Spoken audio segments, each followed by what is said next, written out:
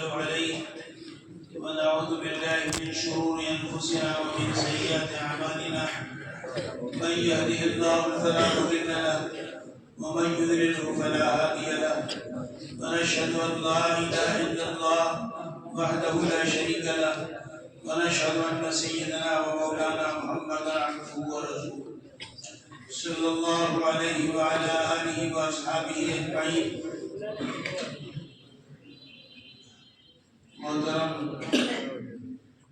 محترم صاحب، نائب محترم صاحب، النادی کے مربی، الاصلاح کے مربی اور دیگر اساتذہ اور عزیز بچوں، ابھی آپ کے سامنے جو تقریریں ہوئی ہیں وہ موقع مال کے اعتبار سے بڑی مفید رہی ہیں اور وہ کافی بھی رہی ہے. مزید اس میں اضافے کی قطعاً حاجت نہیں ہے. حضرت عبداللہ ابن مسعود رضی اللہ تعالیٰ عنہ ایک بہت مشہور و معروف صحابی ہیں. ان کی ایک حدیث ہے جس کے 3 جملے ہیں. پہلا جملہ یہ ہے کہ اللہ کے رسول صلی اللہ علیہ وسلم نے فرمایا کہ 7 دن میں ایک بار تقریر ہونا چاہیے. دین کی بات 7 دن میں ایک بار ہونا چاہیے. اگر ضرورت ہو اور اس سے زیادہ بار کہنا ہو تو 7 دن میں 2 بار ہونا چاہیے. اگر ضرورت ہو اس سے زیادہ کی تو 7 دن میں 3 بار ہونا چاہیے. اس سے زیادہ تقریر کی گنجائش نہیں. لیکن حدیث میں جو لفظ ہے وہ لفظ ہے جمعے کا لفظ ہے. فی کل جمعہ، ہر جمعہ میں. جمعہ مانے 7 دن. جیسے ہم لوگ جو ہے کہتے ہیں ایک ہفتہ. حدیث کی تعبیر ہفتے کی نہیں ہے، حدیث کی تعبیر جمعے کی ہے. دوسرا جو جملہ ہے وہ یہ ہے کہ دین کی بات ہمیشہ موقع محل کے لحاظ سے کی جانی چاہیے. جب لوگ سننے کے موڈ میں ہوں، جب کسی غرض سے بیٹھیں اور کوئی اور مصروفیت نہ ہو، کوئی اور تقاضا نہ ہو، دین کی بات ہی سننا چاہتے ہیں تو اسی وقت دین کی بات کی جائے. اللہ کے رسول سے آپ نے فرمایا کہ لوگ اگر کسی کام میں مصروف ہوں، لوگوں کے سننے کا موڈ نہ ہو تو اس وقت دین کی بات نہیں کہنا چاہیے. آج کا زمانہ یعنی اس وقت جو ہے، عزیز بچوں، آپ لوگ جن حالات سے گزر رہے ہو وہ امتحان کے حالات ہیں. ان حالات میں کبھی پروگرام یا دین کی بات موقوف کر کے پورا وقت لگانا چاہیے امتحان کی تیاری میں. میرے عزیز بچوں، یہ بات کہی جاتی ہے کہ اگر آپ عزم و ہمت پیدا کر لیں اور طے کر لیں کہ ہم کو فلاں چیز بننا ہے تو آپ اللہ نہیں بن سکتے، اللہ کے رسول نہیں بن سکتے، تو صحابی نہیں بن سکتے، بقیہ سب کچھ بن سکتے. کسی بھی بڑے سے بڑے آدمی کے درجے پر پہنچ سکتے ہیں۔ ممکن ہے کہ بعض چیزیں نہ بن سکیں، لیکن 100 چیزوں میں 90-95% جو ہے چیزیں بن سکتے ہیں۔ لیکن یہ اسی صورت میں ہے جب کہ آپ ارادہ کریں، مقصد متعین کریں اور اس کے لیے مسلسل محنت کریں۔ جو چیز بھی آپ کرنا چاہتے ہیں اس میدان کے نمبر 1 آدمی کو، جس کو آپ آئیڈیل بنائیں، چاہے وہ زندہ ہو چاہے مرحوم بزرگوں میں سے ہو، آپ کسی ایک کو اپنا آئیڈیل بنائیں اور ان کی سیرت کا مطالعہ کریں۔ انہوں نے جس طرح محنت کی ہے، جس طرح اپنے مقام کو بنایا ہے، اسی طرح اگر محنت کر کے آپ چاہیں تو اس مقام تک پہنچ سکتے ہیں۔ یہ بات آپ لوگوں نے سنی ہوگی، سنتے رہیں گے کہ دنیا میں چمکنے کے لیے 2 چیزیں ضروری ہیں۔ پہلی چیز ہے کسی ایک فن یا علم میں مہارت پیدا کرنا، کمال پیدا کرنا، اختصاص پیدا کرنا۔ کسی فن میں مہارت پیدا کرنے کا مطلب یہ ہے کہ اس فن کی ہر بات آپ کو معلوم ہو جائے، اور اس فن کے لیے جو ضروری علوم فنون ہیں ان کی کچھ بات آپ جان جائیں۔ اگر آپ فن حدیث میں مہارت اور کمال پیدا کرنا چاہتے ہیں تو آپ کے لیے ضروری ہوگا کہ حدیث کے لیے جو ضروری باتیں ہیں سب کی سب آپ کو معلوم ہو، لیکن حدیث کے لیے ضروری کچھ علوم فنون ہوتے ہیں، ان علوم فنون کا بھی کچھ جاننا ضروری ہے۔ یعنی فن حدیث کی ہر بات جانیں اور تھوڑا بڑا نحو صرف بھی جانیں، جغرافیہ بھی جانیں، تاریخ بھی جانیں، جتنے ضروری علوم اس کے لیے ہیں ان کو بھی کچھ جاننا چاہیے۔ فن حدیث میں باکمال بننے کے لیے تھوڑا بڑا جغرافیہ بھی جاننا پڑے گا، اس کے بارے کمال نہیں بتاؤ۔ اگر جغرافیہ نہیں جانیں گے تو جب حدیث کی کتاب پڑھیں گے اس میں آئے گا کہ ایک لفظ ہے مقام شریف، ایک لفظ ہے مقام جعرانہ، ایک لفظ ہے حدیبیہ، ایک لفظ ہے عرفات۔ آپ نہیں جانیں گے کہ یہ جگہیں کہاں ہیں، آپ سمجھیں گے شاید محبتوں کے بغل میں کوئی جگہ ہو، لیکن تھوڑی بڑی جغرافیہ کی معلومات ہوگی تو آپ یہ جانیں گے کہ یہ مکہ مکرمہ سے 24 کلومیٹر یا ایک خاص مسافت پر جگہ ہے۔ مکے سے جتنی دور عرفات ہے اتنی ہی دور مقام شریف ہے، اتنی ہی دور حدیبیہ ہے، اتنی ہی دور جعرانہ ہے۔ تو ایک فن کو چننا پڑے گا۔ ایک زمانہ تھا، اس زمانے میں ایک آدمی بہت سارے علوم فنون میں کمال پیدا کر لیتا۔ پہلے زمانے میں ہم کسی بھی ڈاکٹر کے یہاں چلے جاتے تھے اور وہ ڈاکٹر آنکھ بھی دیکھ لیتا تھا، کان بھی دیکھ لیتا تھا، دانت بھی دیکھ لیتا تھا، پیٹ بھی دیکھ لیتا تھا۔ لیکن آج کا دور کیا ہے؟ اختصاص ہے، ہر بیماری کے الگ الگ ڈاکٹر ہوتے ہیں۔ تو اسی طریقے سے اس زمانے میں علم میں اتنی وسعت پیدا ہو چکی ہے کہ اس میں بہت سارے فنون بن گئے ہیں۔ تو آپ کو ضرورت اس بات کی ہوگی کہ کسی ایک فن میں مہارت اور کمال پیدا کریں۔ جس فن سے بھی آپ کو مراد ہو آپ اس فن میں مہارت اور کمال پیدا کریں۔ اور دوسری چیز ہے اخلاص ہونا چاہیے۔ یہ علم حاصل کریں تو اللہ کی رضا کے لیے، عمل کے لیے، دعوت دینے کے لیے، اسی کے مطابق فیصلہ کرنے کے لیے آپ نے سنا ہوگا کہ اللہ کے رسول صلی اللہ علیہ وسلم نے فرمایا کہ حسد تو بالکل کسی صورت میں جائز نہیں،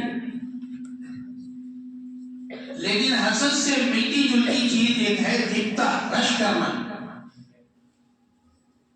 حسد میں اور غبطہ میں فرق یہ ہے کہ حسد کا مطلب یہ ہوتا ہے کہ سامنے والے کی خوبی دیکھ کر یہ تمنا ہونا کہ اس کی خوبی چھن جائے، ہمیں ملے یا نہ ملے، یہ ہے حسد۔ تو حسد تو کسی صورت میں جائز نہیں ہے، لیکن غبطہ جو ہے بعض صورتوں میں جائز ہے۔ اگر سامنے والے کی خوبی واقعی خوبی ہے تو اسی صورت میں غبطہ جائز ہے۔ اللہ کے رسول صلی اللہ علیہ وسلم نے 2 صورتوں میں غبطے کی بطور خاص اجازت کی۔ پہلی چیز یہ ہے کہ سامنے والے کو اللہ نے دولت دی ہے اور وہ دولت کا صحیح استعمال کرتا ہے، زکوٰۃ بھی دیتا ہے، خیر کے کام میں بھی خرچ کرتا ہے، اور جتنے اس کے خرچے ہیں اور جتنے اس کی دولت کا استعمال ہے وہ صحیح ہے۔ اگر اس کی دولت دیکھ کر یہ تمنا پیدا ہو کہ اب جل مجدود اس کی دولت تو رہے، بڑھ جائے اور ہم کو بھی دولت مل جائے اور ہم بھی دولت کا صحیح استعمال کریں، تو اللہ کے رسول صلی اللہ علیہ وسلم نے فرمایا کہ نہ صرف جائز ہے بلکہ یہ مطلوب ہے، پسندیدہ ہے۔ اور دوسری شکل یہ ہے کہ کسی کو جل مجدود نے قرآن کا علم دیا ہے، قرآن کو سمجھتا ہے، قرآن سے محبت کرتا ہے، قرآن کے مطابق زندگی گزارتا ہے، قرآن کے مطابق فیصلے کرتا ہے، قرآن کی دعوت دیتا ہے، قرآن سے تعلق ہے، علم دین سے تعلق ہے، اس کے یعنی اس عمل و خوبی کو دیکھ کر یہ تمنا کریں کہ اب جل مجدود قرآن کا مجھے بھی علم دے دیں۔ اگر یہ تمنا ہو تو نہ صرف جائز ہے بلکہ پسندیدہ ہے۔ تو یہ چیز ضروری ہے کہ ہمارے ذہن میں علم دین کے حصول کا غبطہ رہے، رشک رہے، تمنا رہے، کسی کی واقعی خوبی کو دیکھ کر یہ آرزو رہے کہ اس کی خوبی بڑھ جائے، اس کی خوبی بھی موجود رہے اور ہم جل مجدود اس کو بھی یہ خوبی عطا کرے۔ بعض مرتبہ اس سے بھی اونچی ایک چیز ہوتی ہے، وہ چیز یہ ہوتی ہے کہ غبطے سے قطع نظر سامنے والے کی خوبی دیکھ کر آدمی کو خوشی ہو کہ اللہ رب العزت نے سامنے والے کو یہ خوبی دی، سامنے والے کی تعریف ہو تو اتنی خوشی ہو جیسے کہ ہماری تعریف ہوئی ہے۔ لیکن یہ دل گردہ تو ہر آدمی کا نہیں ہوتا، یہ حضرات صحابہ کا یہ دل گردہ رہا۔ حضرات صحابہ خیر کی چیزوں میں غبطے کا بھی مزاج رکھتے تھے، لیکن اس سے بھی اونچی چیز یہ تھی کہ سامنے والے کی خوبی دیکھ کر یا سامنے والے کی تعریف دیکھ کر خوشی ہوتی تھی۔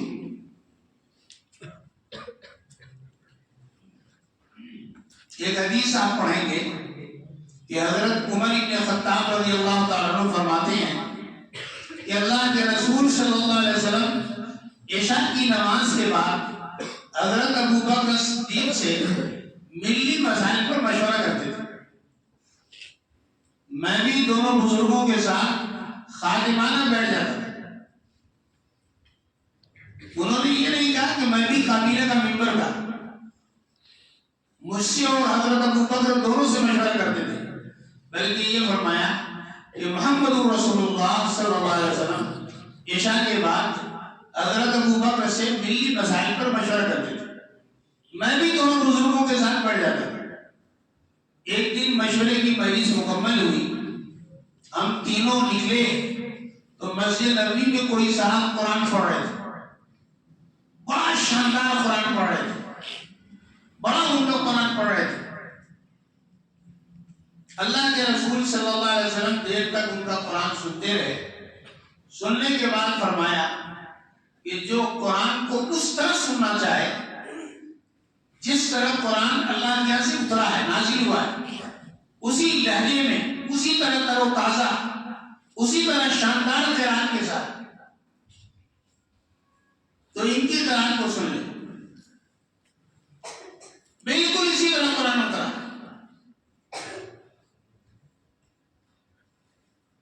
حضرت عمر کہتے ہیں کہ یہ تعریف ایک مسلمان کی تھی، ایک صحابی کی تھی، ایک میرے دوست کی تھی. مجھے تعریف سن کر بہت خوشی ہوئی. خوشی کے مارے رات بھر نیند نہیں آئی. بڑی مشکل سے فجر کی نماز ہوئی. فجر کے بعد میں سیدھا ان کے گھر گیا، حضرت عبداللہ ابن مسعود کے گھر.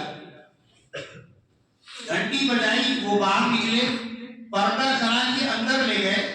اندر میں گیا تو دیکھا کہ منظر کیا ہے کہ حضرت ابوبکر پہلے سے موجود ہے اور رات کا تعریفی جملہ اچھا قرآن پڑھنے والا سنا کے فارغ ہو چکا. تو یہ میں کہنا چاہتا ہوں کہ عام طور سے علماء کرام یہ کہتے رہے کہ دو چیزیں اگر پیدا ہو جائیں تو آپ کو بہت بڑی کامیابی ملے گی. نمبر ایک، کسی ایک فن میں مہارت و کمال، اور دوسرے اخلاص. لیکن میں یہاں تک سمجھتا ہوں کہ یہ دونوں چیزیں ضروری تو ہیں لیکن کافی نہیں.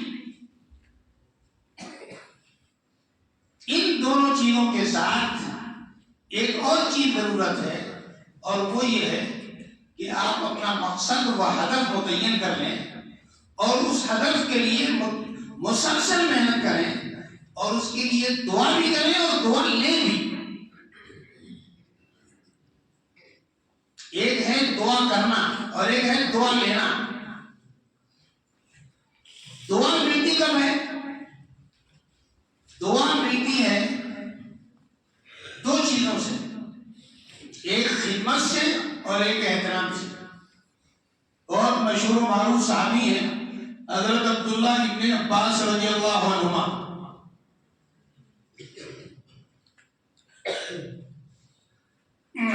یہ تقریباً 10-11 سال کی عمر میں مدینہ منورہ آئے. 13 سال کے تھے تو اللہ کے رسول صلی اللہ علیہ وسلم کا وصال ہو گیا.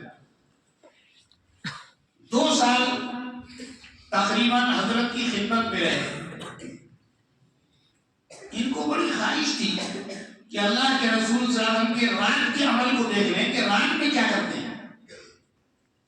تو انہوں نے اپنی خالہ حضرت میمونہ بنت حارث الہلالیہ سے کہا کہ ایک رات مجھے سلائیے تاکہ میں حضرت کے رات کے معمول کو دیکھوں.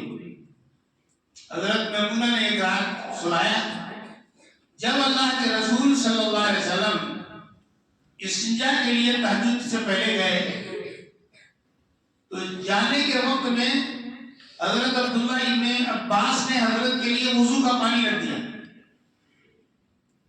حضرت جب باہر آئے تو دیکھا کہ وضو کا پانی رکھا ہوا. پوچھا کس نے رکھا؟ تو حضرت میمونہ نے کہا کہ عبداللہ نے رکھا. جب تہجد میں اللہ کے رسول صلی اللہ علیہ وسلم کھڑے ہوئے تو حضرت عبداللہ ابن عباس کچھ پیچھے کھڑے ہوئے. حضرت نے ان کو پکڑ کر اپنے قریب کر لیا. یہ 2 عمل تھا. پہلا عمل اللہ کے رسول صلی اللہ علیہ وسلم کے لیے وضو کا پانی رکھنا اور دوسرا نماز میں ادب احترام میں پیچھے کھڑا ہو جانا. تو اس خدمت اور احترام کے نتیجے میں اللہ کے رسول صلی اللہ علیہ وسلم نے انہیں دعا دی، اللہم علمہ الکتاب، کہ اللہ ان کو قرآن کا علم عطا فرما. قرآن پہ بار بار یہ بات سمجھنا چاہیے کہ قرآن الفاظ کا نام بھی ہے اور قرآن معنی کا نام بھی ہے. ہمارے قاری صاحب بیٹھے ہیں، یہ لوگ تو خفا ہو جاتے ہیں، بار بار میں کہتا ہوں. بہرحال قرآن الفاظ کا نام بھی ہے اور قرآن معنی کا نام بھی ہے. ایک طرف جو ہے بعض مکتبہ فکر کے لوگ ہیں جو یہ سمجھتے ہیں کہ قرآن پہ سمجھے پڑھنا بیکار کام ہے. یہ بھی بہت بڑی گمراہی ہے. قرآن بے سمجھے پڑھنا بھی فائدے سے خالی نہیں. آپ پڑھیں گے جگہ جگہ بیچ میں پڑھیں گے. اللہ کے رسول صلی اللہ علیہ وسلم نے فرمایا کہ بے سمجھے بھی اگر کوئی قرآن پڑھتا ہے، سمجھتا نہیں ہے، تو ہر حرف پر 10 نیکی ملے گی، اور کسی حرف کا استثنا نہیں ہے. یہاں تک کہ قرآن میں اگر لفظ شیطان آیا تو شیطان بھی قرآن کے اندر پڑھنے پر 50 نیکی ملے گی. قرآن میں اور بھی تقریباً جو ہے اللہ کے 6 دشمنوں کا نام قرآن میں آیا ہوا ہے، جن میں سے 5 50 نمبری ہیں، ایک جو ہے 60 نمبری بھی ہے. کسی بھی حرف اور کسی بھی کلمے کا استثنا نہیں ہے. لیکن قرآن کے اندر پڑھنے میں نیکی ملے گی. قرآن سے باہر ان کا ورد کرنے پر نیکی نہیں ملے گی بلکہ گناہ ملے گا. تو قرآن بھی سمجھے پڑھنا یہ بھی کوئی فائدہ نہیں. لیکن جہاں جہاں حفظ قرآن کی فضیلت ہے اور قرآن پڑھنے کی فضیلت ہے تو مکمل فضیلت تو اسی وقت حاصل ہوگی جبکہ آدمی قرآن کے الفاظ پر بھی محنت کرے اور سمجھے اور قرآن کے معنی کو بھی سمجھے. تو حضرت عبداللہ ابن مسعود رضی اللہ تعالیٰ عنہ کو اللہ کے رسول صلی اللہ علیہ وسلم نے قرآن کے علم کی دعا دی، وہ شیخ التفسیر بن گئے. تو میں سمجھتا ہوں کہ کسی ایک فن کو اپنا موضوع بنائیں اور اس میں کمال پیدا کریں، اخلاص پیدا کریں اور خدمت کے ذریعے اور احترام کے ذریعے اپنے علم میں برکت پیدا کی. احترام ہمارے بہت سارے بزرگوں نے کہا کہ درجہ بدرجہ احترام کرنا ہے. قرآن کے اوپر تفسیر نہیں رکھنا ہے، تفسیر کے اوپر حدیث نہیں رکھنا ہے، حدیث کے اوپر جو فقہ نہیں رکھنا ہے. لیکن ہم لوگ جو ہے بعض مرتبہ حدیث کے اوپر کچھ بھی رکھ دیتے ہیں، بہت ساری بے حرمتی کرتے ہیں. ہونا یہ چاہیے کہ کتابوں کا بھی احترام ہو، ادارے کا بھی احترام ہو، اساتذہ کا بھی احترام ہو. آپ نے سنا ہوگا متعدد بزرگوں کے بارے میں آتا ہے کہ وہ درس دیتے تھے اور درس کے دوران بار بار کھڑے ہو جاتے تھے. کسی نے پوچھا کہ حضرت آپ بار بار کھڑے کیوں ہو جاتے ہیں؟ فرمایا کہ سامنے جو ہے میرے استاد محترم کا لڑکا جو ہے کھیل رہا ہے، جب کھیلتے کھیلتے سامنے آ جاتا ہے تو اس کے احترام میں کھڑا ہو جاتا ہوں. استاد کا احترام تو بہت دور کی بات ہے، استاد کے فرزند کا احترام ہے. یہ بات حضرت امام ابو حنیفہ رحمۃ اللہ علیہ کے تعلق سے یہ منقول ہے کہ امام ابو حنیفہ رحمۃ اللہ علیہ سبق پڑھا رہے تھے تو ان کے استاد حضرت حماد بن ابی سلیمان کے فرزند آ جاتے تھے. ان کے ادب احترام میں یعنی وہ بار بار کھڑے ہوئے. تو وقت کا صحیح استعمال ہونا چاہیے. آج کے زمانے میں ایک چیز آ گئی ہے جس کا نام ہے موبائل.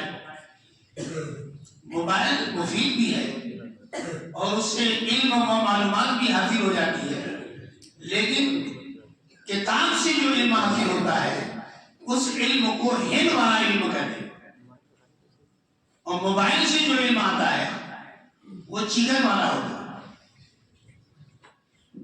جیسے چکن اور ہند یعنی دیسی جو مرغی ہوتی ہے دونوں کی قیمتوں میں زمین آسمان کا فرق ہے، لذتوں میں زمین آسمان کا فرق ہے، اسی طریقے سے موبائل کی جو معلومات ہے اور اساتذہ اور کتابوں کی جو معلومات ہے ان میں زمین آسمان کا فرق ہے. اور مفید چیزیں کتنا دیکھتا ہے، اس کو بنا ہی ایسا ہے کہ غلطی سے غلط چیزیں نکل جاتی ہیں، لیکن صحیح چیز کے لیے مہارت چاہیے، کم اس میں جو ہے جانکاری چاہیے، تب جا کر کے صحیح چیز نکلتی ہے. آپ لوگ بار بار یہ حدیث پڑھیں گے کہ اللہ کے رسول صلی اللہ علیہ وسلم نے فرمایا کہ اللہ کی 2 نعمتیں ایسی ہیں کہ وہ نعمتیں جب تک رہتی ہیں تو قدر نہیں ہوتی، جب 2 نعمتیں چھن جاتی ہیں تو قدر ہوتی ہے. ان میں سے ایک ہے صحت کی اور دوسری چیز ہے وقت کی. طالب علمی کا زمانہ یکسوئی کا زمانہ ہے، وقت ملنے کا زمانہ ہے، ٹینشن نہ رہنے کا زمانہ ہے. کسی کام میں مصروفیت نہ رہنے کا زمانہ ہے۔ اس زمانے کو یعنی صحیح اس کا استعمال ہونا چاہیے، اس کی قدر و قیمت ہونا چاہیے۔ عام طور سے ہوتا یہ ہے کہ ہم لوگ سوچے سمجھے بغیر مدرسے میں داخل ہو جاتے ہیں اور سال گزرتا ہے درجہ بھی بدل جاتا ہے۔ میں تو نہیں دیکھتا مدرسوں میں کوئی ایک لڑکا بھی جس صلاحیت کا بھی ہو کسی ایک درجے میں 2 سال رہتا خود بہت پاس ہو جاتا ہے۔ ایسا لگتا ہے کہ ممتحن حضرات جو ہے یعنی ان کی غرض ہے کہ ہم پاس کریں، وہ چاہتے ہیں کہ ہم پاس کریں۔ 3 ممتحن بیٹھے ہوئے تھے، ہوتا ہے بعض ممتحن ایسے ہوتے ہیں جو کاپی لے کر کے بیٹھتے ہیں تو یہ دیکھتے ہیں کیسے پاس ہوتا ہے، بعض ایسے ہیں کہ کیسے فیل ہوتا ہے۔ ایک زمانہ تھا بعض لوگ ایسے ہوتے تھے تو کہتے ہیں کیسے یہ پاس ہوتا ہے، اب یہ کہ کیسے فیل ہوتا ہے، فیل ہی نہیں ہونے دی۔ 3 مدرس بیٹھے ہوئے تھے، تینوں اپنی فضیلت بیان کر رہے تھے۔ ایک نے کہا کہ میں ایسی کاپی جانتا ہوں، ایسی کاپی جانتا ہوں کہ اگر طالب کو اشکال ہو اور وہ اعتراض کرے اور درخواست دے اور ممتحن صاحب محتمم صاحب دوسرا ممتحن بنا دے تو دوسرا ممتحن اس میں نقطہ نہیں رکھ سکتا، نہ کم کرے گا نہ زیادہ کرے گا، اس کاپی جانتا ہوں۔ دوسرے نے کہا کہ میں ایسی جانتا ہوں کہ اگر طالب کو اشکال ہو محتمم صاحب دوسرا ممتحن بنائیں تو وہ نمبر گھٹا تو سکتا ہے، بڑھا بھی نہیں سکتا۔ تیسرا بیٹھا ہوا تھا، اس نے کہا کہ میں تو ایسی کاپی جانتا ہوں کہ کوئی طالب درخواست ہی نہیں دے سکتا، درخواست دے دیا تو کیا ہوا، میں تو ایسے ہی جانتا ہوں۔ ایک بات جو ہے ایک طالب علم اس کو پڑھنا نہیں تھا، پڑھنا نہیں تھا تو اس نے 4 کاپیوں میں گانے، گالیاں اور غیر مفہوم جملے لکھے تھے۔ 4 ممتحن آئے، محتمم صاحب سے کہا کہ یہ لڑکا ایسا ہے جس نے اس طرح لکھا ہے، تو محتمم صاحب نے کہا کہ اور کاپیاں دیکھ لی جائیں، تو ایک اور کاپی 5ویں امتحان ہوا تھا تو 5ویں دیکھی گئی تو اس میں بھی وہی بات تھی، لیکن اس میں 30 میں 28 نمبر ملے ہوئے۔